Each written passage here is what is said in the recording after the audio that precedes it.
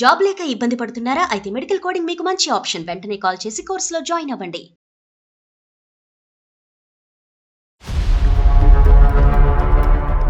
తను చాలా drinker sir. చాలా అంటే చాలా మరీ ఘోరంగా తాగి లాస్ట్ కి చావు వరకు వచ్చి చచ్చిపోయాడు కూడా. ఈ రోజు మోజుండి పెళ్లి చేసుకుంటావు, అది చూసుకుంటా, ఇది చూసుకుంటా, రేపు పొద్దున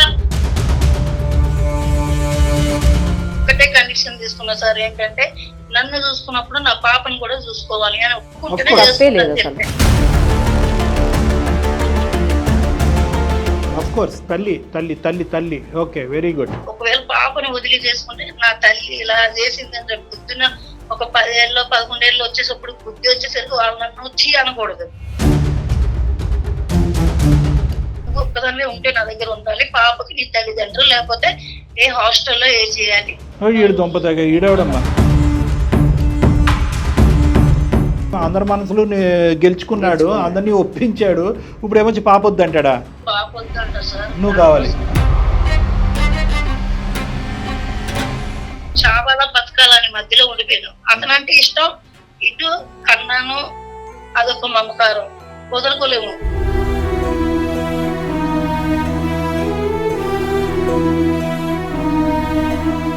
తననైనా వదులుకోగలను, పాపను వదులుకోలేము సార్. నువ్వు ఇష్టం అనే పరిస్థితి వరకు తెచ్చుకుని ఇప్పుడు పాపను డిలీట్ చేద్దాం అనుకుంటున్నాను నీ జీవితంలో. నీ పిల్ల మంచిగా ఉండాలనేసి నా పిల్లని నీ దగ్గర పెట్టేసి నీ పిల్లని వేరే వారి దగ్గర పంపించేస్తున్నారు, ఇది కరెక్ట్ కాదు. నీ యొక్క దృక్పథానికి, నీ యొక్క ఆలోచన శైలికి హ్యాట్స్ ఆఫ్.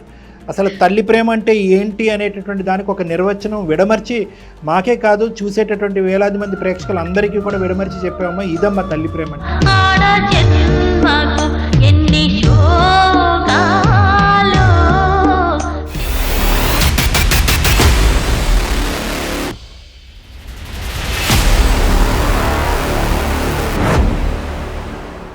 సుమన్ టీవీ అందమైన జీవితం కార్యక్రమానికి స్వాగతం. ప్రస్తుతం మనతో పాటున్నారు ప్రముఖ సైక్రాటిస్ట్ డాక్టర్ కళ్యాణ్ చక్రవర్తి గారు. డాక్టర్ గారు నమస్తే. నమస్తే మేడం. ఇప్పుడు మనం చూడబోతున్నటువంటి కేసు ఏంటంటే అసలు ఎలా చెప్పాలో కూడా అర్థం కావట్లేదు. ఎందుకంటే బంధానికి అనుబంధానికి మధ్య నలిగిపోతున్నటువంటి ఒక తల్లి. ఒకవైపు బంధం, పేగు బంధం, ఇంకోవైపు అనుబంధం, ఎవరిని వదులుకోలేని సిచ్యుయేషన్, ఇద్దరూ కావాలి కానీ ఇద్దరూ కలిసి ఉండలేని పరిస్థితి, ఇద్దరు ఈమెకు రాలేనటువంటి పరిస్థితి. అలాంటి సిచ్యుయేషన్లో మనకి ఆమె మెయిల్ చేశారు. ఒకసారి ఆమెతో మాట్లాడదాం. పద్మ పేరు.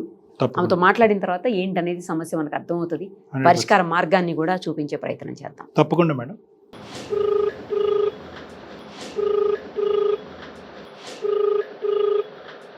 హలో. హలో అమ్మ పద్మనేనా మాట్లాడేది? నేను నిరుపమ, సుమన్ టీవీ అందమైన జీవితం కార్యక్రమం నుంచి కాల్ చేస్తున్నాను. మీరు మాకు మెయిల్ చేశారు కదా? అవును మేడం. అవును మేడం. దానికోసం కాల్ చేశాను అమ్మా. అదే ఒకసారి మీతో మాట్లాడడానికి ఇప్పుడు డాక్టర్ కళ్యాణ్ చక్రవర్తి గారు కూడా మనతో పాటు ఉన్నారు. అసలు ఏం జరిగింది, ఏంటి, మీకు ఎందుకు డైలమాలో ఉన్నారు, ఏం చేయలేని, ఏం తేల్చుకోలేని సిచ్యుయేషన్లో ఎందుకున్నారు, ఇవన్నీ కూడా ఒక్కసారి చెప్పండి అమ్మా. సరే మేడం. పద్మ గారు నమస్తే అమ్మా. నమస్తే సార్. చెప్పండి మీ సమస్య ఏంటో. నా పేరు పద్మ సార్. అమ్మా 7 years బ్యాక్ మ్యారేజ్ అయింది. 7. తను చాలా డ్రింకర్ సార్. చాలా అంటే చాలా మరీ ఘోరంగా తాగి లాస్ట్ కి చావు వరకు వచ్చి చచ్చిపోయాడు కూడా. అయ్యో. ఓకే. పాప ఇప్పుడు ప్రెసెంట్ 4 years. పాపకి ఎంత అన్నారు ఇప్పుడు? పాప వయసు 4 years అండి. Okay okay. పాపకి ఎంత వయసు ఉన్నప్పుడు అతను చనిపోయాడు? పాప చిన్న పాప ఉంది సార్. అయ్యో. ఏదో పెళ్లి చేశారు, చాలా మాది చాలా పేద కుటుంబం అండి. అమ్మా సరే పెళ్లి చేశారు కదా, మంచిగా బతుకు, తాగుబోతుడు ఎవరో ఒకరు మంచిగా వస్తారు అనేసి అనుకున్నాను. కానీ భగవంతుడు నాకు అంతవరకు టైం ఇవ్వలే, వాడిని కూడా తీసుకుని అమ్మా. నా బతుకు నేను ఏదో ఒకటి బతుకుతాను అనుకుని. ఏం చేస్తూ ఉంటారమ్మా మీరు? నేను ఇక్కడ ఇంటి దగ్గర ఒక బ్యూటిషియన్ లో చేస్తాను సార్. Okay okay. పాపనైతే రోజు చూస్తున్నావు అమ్మా? పాప దగ్గరికి వెళ్తున్నావు, పాప దగ్గర ఉంటున్నావా? అక్కడే ఉంటాను, తల్లి దగ్గర. మా తల్లిదండ్రులు అంటే భర్త లేదు, చిన్న వయసులో భర్త లేడు. ఎక్కడున్నా సరే నలుగురు 4 మాటలు ఎందుకు అనేసి నేను పాప నేను తల్లిదండ్రుల దగ్గరే ఉంటాం. అర్థమైందమ్మా. అక్కడే ఉంటాం ఇద్దరం ప్రెసెంట్. ఇప్పుడైతే అక్కడే ఉంటున్నాం సార్.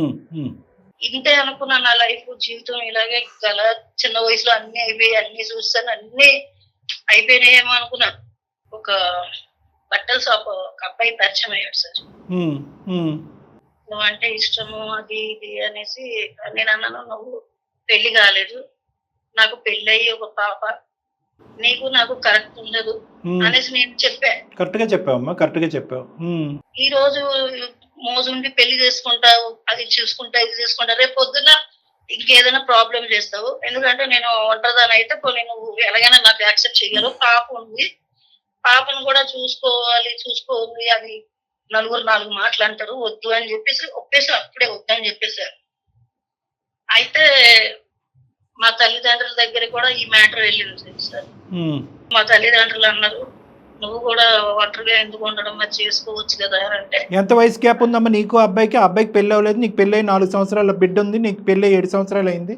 అతనికి వయసు ఎంతమ్మా? 1 year తేడా తనకి నాకు. చిన్న అబ్బాయి, నాకు 30, ఆ అబ్బాయికి 29. సో నీకైతే కనుక నీకు అయిష్టత ఉందని చెప్పి ఆ అబ్బాయి క్లియర్ కట్గా చెప్పేశావు, కానీ మీ తల్లిదండ్రులు మాత్రం చేసుకోవచ్చు కదా అని అన్నారమ్మా. చేసుకోండి, నువ్వు ఎందుకు ఒంటరిగా బతుకుతావు, తప్పే ఉంది అందులో. మొగుడు చనిపోయిన ఆడపిల్లకి భర్త అదే అబ్బాయి దొరకడమే కష్టం. అవునమ్మా. మా తల్లి అన్నది ఆ మాట, నా అమ్మ. సరే అనేసి ఒప్పించుకున్నాను నేను పెళ్లి చేసుకుందామని. నేను ఒక్కటే కండిషన్ తీసుకున్నా సార్, ఏంటంటే నన్ను చూసుకున్నప్పుడు నా పాపను కూడా చూసుకోవాలి అని ఒప్పుకుంటేనే చేసుకుంటాను. ఆఫ్ కోర్స్ తల్లి తల్లి తల్లి తల్లి. Okay, very good. నేను ఒక్కటే మాట కరెక్ట్ గా నేను 10 మంది దగ్గర కూడా ఈ మాట ఒప్పుకున్నా, నా పిల్లని చూస్తేనే నేను చేసుకుంటా. ఒకవేళ పాపని వదిలి చేసుకుంటే నా తల్లి ఇలా చేసిందంటే పొద్దున ఒక 10 ఏళ్ళు 11 ఏళ్ళు వచ్చేసప్పుడు బుద్ధి వచ్చేసరికి వాళ్ళు నన్ను వచ్చి అనకూడదు. ఇదన్నీ చూసుకుంటేనే నేను పెళ్లి చేసుకుంటా. సరే అని అన్ని ఒప్పించుకొని అన్ని చూసాను. నన్ను కూడా చాలా ప్రేమించాడు. 2 years ఫస్ట్ అబ్బాయి గుణము అన్ని తెలుసుకుందామని ఒక 2 సంవత్సరాలు తనతో ట్రావెల్ చేశాను సార్. ట్రావెల్ చేసిన తర్వాత గుణం మంచిది, బాగా నచ్చింది. బట్టల షాప్ సొంతంగా పెట్టుకున్నాడు, అన్ని. తను కూడా తల్లిదండ్రులు లేరు, చాలా కష్టం నుంచి పైకి వచ్చాడు. ఈ 2 years పాటు నువ్వు ట్రావెల్ అంటున్నావు, అంటే పెళ్లి కాకుండా ట్రావెల్ చేసావు. అతను గుణాలు గణాలు ఏంటి అవి తెలుసుకోవటం గురించి. కానీ ఆ టైం అప్పుడు పాపను బాగానే చూసుకునేవాడా? తనకు బట్టలు కావాలన్నా నాకు బట్టలు కావాలన్నా చాలా బాగా చూసుకున్నాడు. సంక్రాంతి పండుగ. సో ఆ 2 years వరకు అసలు ఇబ్బంది ఏమీ లేదు. ఏం లేదు. ఒక్కటి ఇప్పుడు ఏమంటున్నాడు అంటే, పెళ్లి చేసుకున్నావమ్మా? పెళ్లి అయిందా? పెళ్లి చేసుకుందాం అనేసి ఫైనల్ వరకు వచ్చేసరికి సపరేట్ పెడదామని అంటున్నాడు సార్. ఒక్కదాన్నే ఉంటే నా దగ్గర ఉండాలి, పాపకి నీ తల్లిదండ్రులు, లేకపోతే ఏ హాస్టల్లో ఏ చేయాలి. ఈడు దొంపతగా ఈడవడమ్మా. అలా కదమ్మా, ముందు ఒప్పుకున్నాడు, ప్రేమించాడు, అందరి మనసులు గెలుచుకున్నాడు, అందరినీ ఒప్పించాడు. ఇప్పుడు ఏమొచ్చి పాప వద్దంటాడా? ఇప్పుడు పాప వద్దంట సార్, నువ్వు కావాలి. అసలు నేను అప్పుడు మరి నా దగ్గర వరకు వచ్చినప్పుడు నేను ఒకటే మాట అన్నాను, నా పాపను చూసుకుంటావని కూడా నేను 10 సార్లు అడిగిన తర్వాత నీ యొక్క ఆలోచనలో ఎక్కడా కూడా ఊగిసలాట్లేదు కదమ్మా. ఎప్పుడు కూడా నాతో పాటు పాప కూడా జర్నీ చేస్తుంది, పాప ఉండాలి కంపల్సరీ అన్నావు. ఇప్పుడు కూడా సార్ పాప ఉంటేనే నేను ఉంటాను, లేకపోతే అస్సలు నాకు అంటే ఇప్పుడు నేను ఎలా అంటే చావాలా బతకాలని మధ్యలో ఉండిపోయాను. అతనంటే ఇష్టం, ఇటు కన్నాను, అదొక మమకారం, వదులుకోలేము.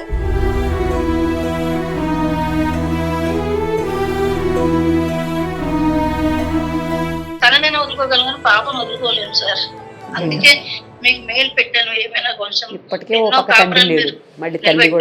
నాకు కూడా ఏదో ఒకటి చిన్న చెప్తారనేసి మెయిల్ పెట్టాను. 100% చెప్పాలమ్మా, చెప్పాలి. ఎందుకంటే కనుక ఇప్పుడు అతనితో మేము మాట్లాడటానికి అవకాశం ఉంటుందమ్మా. అంటే ఇప్పుడు తనకి కాల్ చేస్తే మళ్ళీ లేకపోతే మళ్ళీ మైండ్ రోడ్డు మీద ఎక్కించవు అని ఏమైనా అంటాడేమో అనేసి భయపడుతున్నావు. సరే కాదమ్మా, ఒక్కటి చెప్పండి. ముందు ఒప్పుకొని ఇప్పుడు కాదు వద్దు పాపను వేరే పెట్టమనడానికి కారణం ఏంటి అసలు అడిగేవా? కారణం ఏంటంటే అప్పుడే పెళ్లి కాకుండా నేను ఇక ఎంత పెద్ద పాప ఉన్నదా అనేసి పక్కన ఎదురులు అంటారేమో అనేసి. మళ్ళీ నువ్వు అప్పుడే ముందే ఈ ఐడియా అనేది నీకు ముందు రాలేదు, ఇప్పుడు వచ్చిందా అని అంటే లేదు ముందు కాదు కానీ నువ్వు ఒప్పుకుంటావో లేదో కనీసం కొన్ని రోజులు నాతో ట్రావెల్ చేసిన తర్వాత నన్ను మొత్తం మర్చిపోలేవు. ట్రాప్ చేశాక అందుకే నేను ఒరిజినాలిటీ బయటకు వచ్చింది. మొత్తం ఉచ్చులోకి లాగాడు. ఇష్టం లేనటువంటి, నీకు ఇష్టం లేదనేటటువంటి ఉద్దేశాన్ని నువ్వు ఇష్టం అనే పరిస్థితి వరకు తెచ్చుకుని ఇప్పుడు పాపను డిలీట్ చేద్దాం అనుకుంటున్నాడు నీ జీవితంలో. ఈ కండిషన్ని మీ పేరెంట్స్ అంగీకరిస్తున్నారమ్మా? అయినా సరే పాపను మేము చూసుకుంటాం, నువ్వు పెళ్ళి అయితే చేసుకో అంటున్నారా? అంటున్నారు సార్. అందరూ ఒకేలాగా ఆలోచిస్తున్నారు రా బాబు. నీ లైఫ్ నువ్వు చూసుకోండి. నేను అన్నాను, నీ పిల్ల మంచిగా ఉండాలనేసి నా పిల్లని నీ దగ్గర పెట్టేసి నీ పిల్ల నువ్వు వేరే వారి దగ్గర పంపించేస్తున్నారు, ఇది కరెక్ట్ కాదు. నేనైతే పంపించిన నా పిల్లని. సూపర్ అమ్మా, పిల్ల ఎక్కడ ఉంటే సూపర్. అక్కడే నేను బతుకుతాను చెప్పాను. సమస్య నువ్వే చెప్పావు, పరిష్కారం కూడా నువ్వే చెప్పావమ్మా. సంతోషం, చాలా సంతోషం అమ్మా. నేను ఒకటి చెప్తున్నాను, నీ యొక్క దృక్పథానికి, నీ యొక్క ఆలోచన శైలికి హ్యాట్స్ ఆఫ్. అసలు తల్లి ప్రేమ అంటే ఏంటి అనేటటువంటి దానికి ఒక నిర్వచనం విడమర్చి మాకే కాదు చూసేటటువంటి వేలాది మంది ప్రేక్షకులు అందరికీ కూడా విడమర్చి చెప్పామమ్మా. ఇదమ్మా తల్లి ప్రేమ అంటే. ఇది తల్లి ప్రేమ ఉండేటటువంటి ఒక గొప్పతనం, ఒక అనుభూతి. నిన్ను చూసి నేర్చుకోవాల్సినటువంటి వాళ్ళు చాలా మంది ఉన్నారు. చనిపోయాడు తండ్రి, కనీసం తల్లి ప్రేమ కూడా లేకుండా బతికితే ఆ పిల్ల ఎందుకు? తల్లిదండ్రులు ఉండి కూడా పిల్లలు లేక చాలా మంది బాధపడుతున్నారు. అది మనం ఉంచుకొని ఎందుకు దూరం పెట్టడం? గ్రేట్ అమ్మా, గ్రేట్ అమ్మా. ఒక రెండు మాటలు నేను చెప్తానమ్మా, జాగ్రత్తగా ఆలకించు. నేను పెద్ద చెప్పేవాడిని కాదు, నువ్వే నాకు చెప్పేటట్టున్నావు. ఒకటి, అన్ని డొక్క మొక్కలు తిన్నున్నావు మనం. వచ్చినటువంటి మగాడు తాగుబోతాడు, సరే తాగుబోతాడే కదా, అట్లీస్ట్ మగ దిక్కుంటే సరిపోతుంది, పెళ్లి చేస్తే సరిపోతుంది అని చెప్పి మీ తల్లిదండ్రుల యొక్క పాత ఆలోచనకి నువ్వు తల శిరసా వహించి ఆ పెళ్లి చేసుకున్నందుకు 3 నెలలు ముచ్చటయ్యింది. అందులో సంతోషం లేదు, సుఖం లేదు. అతను చనిపోయాడు, ఓకే, అక్కడ కూడా నీకు సంతోషం సుఖం లేదు. ఫైనల్గా ఇంకొక మగాడు వద్దురా బాబు, ఇలాంటి వాడు ప్రవేశించకపోయినా కూడా పర్లేదు అనుకునేటువంటి సమయంలో ఒక ఎదవ వచ్చి, నేను ఇంకే తప్పుగా అనుకోద్దమ్మా, ఎదవే అంటాను, వాడు వచ్చి ఈరోజు నిన్ను ప్రపోజ్ చేశాడు. ప్రపోజల్కి నువ్వు వెంటనే కరిగిపోయావంటే కరగలేదు. అందరూ ఎదుర్కొంటే తీసుకెళ్ళి నిలబెట్టాడు. అతని క్యారెక్టర్ ఏంటి అనేది నువ్వుగా డెసిషన్ తీసుకోకుండా నలుగురి యొక్క ఉద్దేశం తీసుకుని సరే కరెక్టే అనుకునేవాడు వీడు నిన్ను ఏదో విధంగా పెళ్లి చేసుకోవాలనేటటువంటి ఉద్దేశంతో నీ అయిష్టతని ఇష్టం కింద మార్చుకునేటటువంటి మొదటి స్టెప్ వేశాడు. ఏం చేశాడు? నో అనేటటువంటి నిన్ను ఎస్ అనేటటువంటి విధంగా నీతో పాటు జర్నీ చేసి ఏదైతే మిస్ అవుతున్నావో ఎప్పటి వరకు నీకు ఆ జీవితాన్ని ప్రసాదిస్తాననే విధంగా పాపని బాగానే చూసుకున్నాడు, నిన్ను బాగానే చూసుకున్నాడు. అందుంచి నేను ఇందాక కూడా అన్నాను, పాపను కూడా బాగా చూసుకునేవాడు అంటే పండక్కి పబ్బానికి బట్టలు కొనిచ్చి బాగా చూసుకునేవాడండి. అతను కూడా బిజినెస్ పరంగా సెటిల్ అయ్యాడు, మమ్మల్ని కూడా బాగా చూసుకున్నాడు, అన్ని యాంగిల్స్లో ఒక సెక్యూరిటీ ఇచ్చే వ్యక్తిగా నాకు కనిపించాడండి. దాంతో నేను మనసులో అతనికి ఒక స్థానాన్ని ఏర్పాటు చేసుకున్నాను అని అన్నావు. కానీ అతను ప్లాన్ ఆఫ్ యాక్షన్ అనేటటువంటిది మొదటి నుంచి కూడా చాలా క్లియర్. ఎటొచ్చి నీకు తెలియలేదు, మాకు అర్థం కాలేదు. అతను ఏంటంటే కనుక కంప్లీట్గా అతని యొక్క గ్రిప్లోకి నిన్ను లాక్కున్న తర్వాత పాపని, అతని స్వార్థం అనేటటువంటిది బయటకు రావటం మొదలైంది. పాపని డిలీట్ చేసి మళ్ళీ ఒక కొత్త మ్యారేజ్ లాగా, ఒక పాప లేనటువంటిది, ఒక బిడ్డ లేనటువంటి ఒక మ్యారేజ్ లాగా అతను ఒక స్వార్థపూరితమైనటువంటి ఆలోచనతో ముందుకెళ్ళేటటువంటి వ్యక్తిగా మారిపోయాడా? మొదటి నుంచి ఈ ఆలోచన ఉందా అనేది మనకు తెలియనటువంటి అంశం. కానీ నేనైతే మాత్రం మొదటి నుంచి ఉన్నటువంటి ఆలోచనే ఎటొచ్చి ఏంటంటే కంప్లీట్గా అతని మీద ఒక మనసు ఏర్పాటు చేసుకున్న తర్వాత అతను నిజం చెప్దామనే ఉద్దేశంతో ముందుకు వచ్చినటువంటి ఒక వ్యక్తి. అయితే ఏదైతే నేను చెప్పాలనుకున్నావు అది నువ్వు ఆల్రెడీ చెప్పావమ్మా. అప్పుడైనా ఇప్పుడైనా ఎప్పటికైనా పదిలంగా ఉన్నటువంటి ఒకటి ఏదన్నా ఉంది అంటే కనుక అది తల్లి బిడ్డల మధ్యన ఉన్న ఒక ప్రేమ. అది మళ్ళీ ఒకసారి నిరూపించబడింది ఇక్కడ. ఏ పాపం ఎరగండి, ఏ పుణ్యం ఎరగనటువంటి ఆ ఆడపిల్ల నువ్వు కన్నావు. దురదృష్టం ఆ అమ్మాయికి, నీకు ఎలాగైతే కనుక ఒక భర్త అనేటటువంటి స్థానం లేదు, నీ పక్కన లేదో, అలాగే ఆ అమ్మాయికి ఒక తండ్రి అనేటటువంటి స్థానం లేకపోవటం దురదృష్టం. కానీ ఎవరూ లేకుండా కూడా ఈ సముద్రాన్ని మీరు ఏదొచ్చమ్మా. మీ ఇద్దరి మధ్యన ఉండేటటువంటి ప్రేమ పదిలం. ఆ పాప నువ్వు పనులు చేసుకుంటూ ఆ బిడ్డను తల్లిదండ్రుల దగ్గరే ఉంచావు, కానీ ఎప్పుడు కూడా ఆ అమ్మాయికి గుడ్ బై చెప్పలేదు, ఆ అమ్మాయిని ఎవరికో దత్తత ఇవ్వలేదు, ఆ అమ్మాయిని ఒక అనాథాశ్రమంలో ఇవ్వలేదు. ఇప్పుడు ఈ మహాపురుషుడు వచ్చి వద్దు, ఆ అమ్మాయి మన దగ్గర ఉండటానికి వీల్లేదు, ఒక తండ్రి లేని బిడ్డే కాదు, ఒక తల్లి లేని బిడ్డ కింద కూడా ఆ అమ్మాయి ఉండాలి అనేటటువంటి మాట ఈ మనిషి అంటున్నాడు. దాన్ని నువ్వు సరసా వహించవలసినటువంటి అవసరమే లేదు. అర్థమైంది కదమ్మా? ఓకే, నీలో ఒక నమ్మకం ఏర్పడింది. అరే సరే, ఒక మంచి మగాడు వచ్చాడు నా జీవితంలో నువ్వు అనుకున్నావు. సరే, ఇలాంటి కళలు నువ్వు ఎప్పుడో కన్నావు. మంచి భర్త వస్తాడు అని అనుకున్నావు, ఆ కళ కూడా అలా అయిపోయింది. ఇంకో మగాడు తాత్కాలికంగా వచ్చి నీ ఆలోచనని నీ కళ్ళని ఇంకో లెవెల్కి తీసుకెళ్ళాడు. కానీ మళ్ళీ ఇంకా పెళ్లి చేసుకున్న తర్వాత ఈ మాట అంటే కనుక ఇంకెలా ఉండేదో అనేది నేను భయపడతాను. నేను కూడా అదే ఆలోచిస్తాను. అంతే కదా మేడం? కరెక్ట్. పెళ్ళి అయిన తర్వాత అమ్మాయి నాకు వద్దు, నువ్వు మాత్రమే కావాలి, అమ్మాయిని తీసుకురావద్దంటే పరిస్థితి ఏంటి? మరి ముందు నువ్వు వెనక గొయ్యిలా తయారవుతుంది. అర్థమైంది కదమ్మా? ఏం లేదు సార్, పక్కన ఫ్యామిలీ, ఇంటోళ్ళు, తల్లిదండ్రులు, చుట్టాలు, బంధువులు అందరూ ఏమంటున్నారంటే నీ లైఫ్ నువ్వు చూసుకో అని అంటున్నారు సార్. ఎలా చూసుకోవాలి నా లైఫ్ నేను? అమ్మ ఒకటి, ఈ నీ లైఫ్ నువ్వు చూసుకో, పాప లైఫ్ పాప చూసుకుంటది, ఏం మాటలమ్మా ఇవన్నీ?